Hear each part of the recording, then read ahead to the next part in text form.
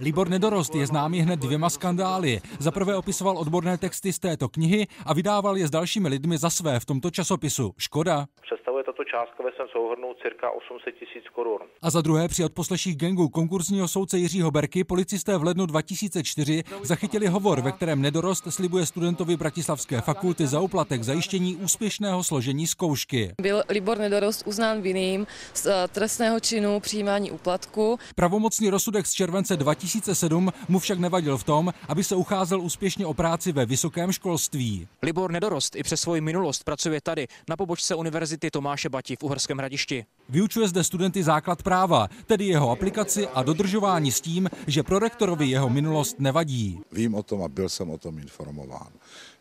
Těžko říct, odsouzen byl. To je pravda. Tvrdí, že se mu Nedorosta zželelo. Soudí se prý o děti a občas se jim do školy vrací zbytý od lidí, kteří ho nemají rádi. Naším cílem bylo zkusit mu dát příležitost. Toť vše, co k tomu mohu říct. Libor Nedorost nechápal, proč se o něj zajímáme a rozhovor odmítl. Já necítím jako problém.